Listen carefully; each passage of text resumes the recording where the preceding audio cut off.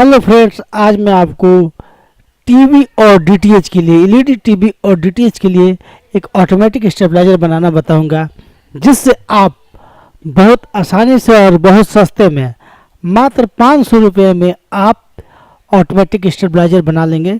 इसके लिए एक कैबिनेट, एक 200 वाट का ट्रांसफार्मर और कैबिनेट के अनुसार सभी चीज़ें आप ले लेंगे। जैसे कैबिनेट है, सॉकेट है, आप ट्रांसफार्मर ले लीजिए, उसको आप कस लीजिए।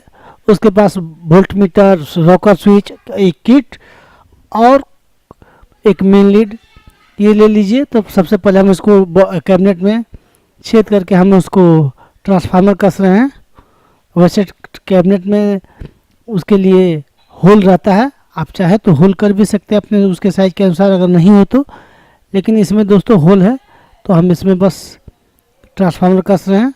और ट्रांसफार्मर कसने के बाद हम उसमें उसमें कैबिनेट में वोल्ट मीटर और रॉकर स्विच इन आउट देखने के लिए ये लगेगा उसमें, तो हम इसमें लगा लेते हैं।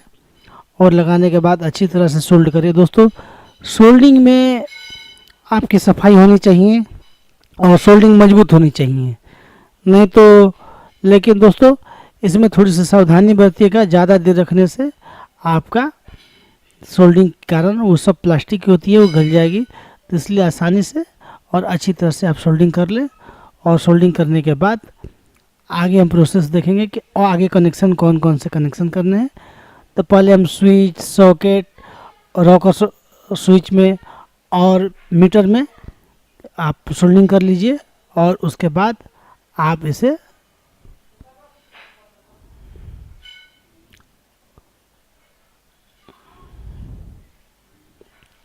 कस लीजिए।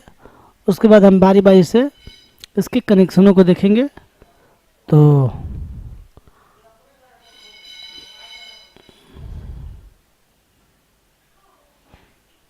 दोस्तों, सबसे पहले हम चलेंगे कनेक्शन की ओर। तो जो उसमें से 2 ट्रिगर की तार है, उसमें से आप 2 तारें जोड़ लें ताकि आपकी किट के पास आसानी से पहुंच जाए। और उसमें बीच में आप सिल्विंग लगा दें ताकि वो आपस में शॉर्ट न करे। और तार के बाद उसके बाद शॉर्ट करने से बचाने के लिए आपको सिल्विंग लगानी पड़ेगी। तो ये 2 ट्रिगर की तार है 12 वोल्ट जो किट पे जाएगी। और उसके बाद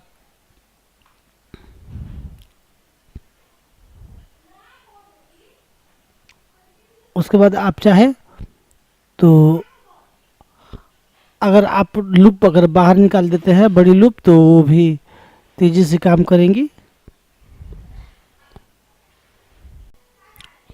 उसके बाद आप नेगेटिव से पहले आप इसमें एक मेन लीड लगा लीजिए, जो 3 पिन की मेन लीड होती है। तो आप चाहे तो 2 पिन की भी लगा सकते हैं, लेकिन मैं इसमें 3 पिन की लगाऊंगा ताकि उस 3 पिन की मजबूत होती है। और उसमें आप रांगा लगा ले। और रांगा लगाने के बाद आप आउटपुट सॉकेट से एक तार जोड़ ले, वो आपकी किट में जाएगी। और उसके बाद आप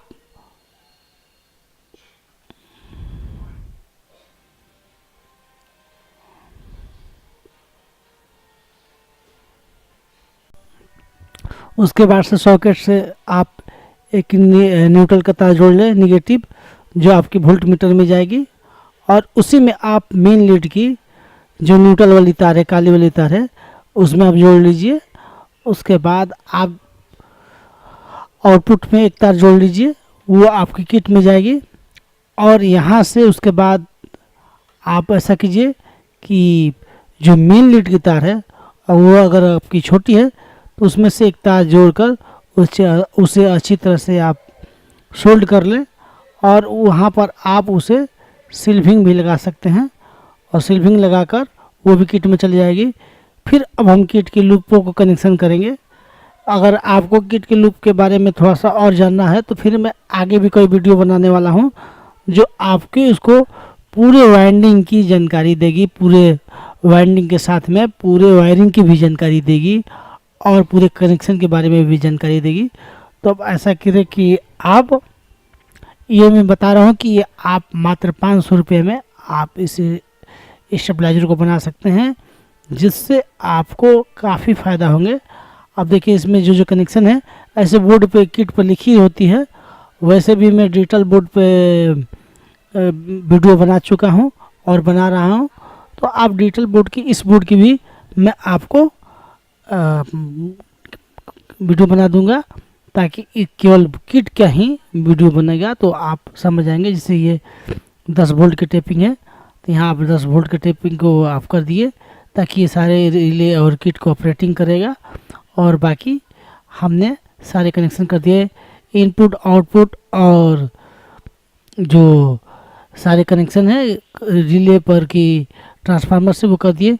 उसके बाद जो हमने कॉमन से निगेटिव के लिए जो पिन निकाला था उसे हम वोल्ट मीटर में डायरेक्ट जोड़ देंगे। उसके बाद वोल्ट मीटर के दूसरे भाग से इसके बीच वाले को आप आराम से मीटर के दूसरे भाग में आप जोड़ दीजिए। और उसके बाद आप इसको जोड़ने के बाद आप बचेगा आपकी जो रॉकर स्विच है उसमें से इनपुट और आउटपुट की कनेक्शनें बचेंगी। तो अब उसके बाद आप ऐसा कीजिए कि इनपुट आउटपुट में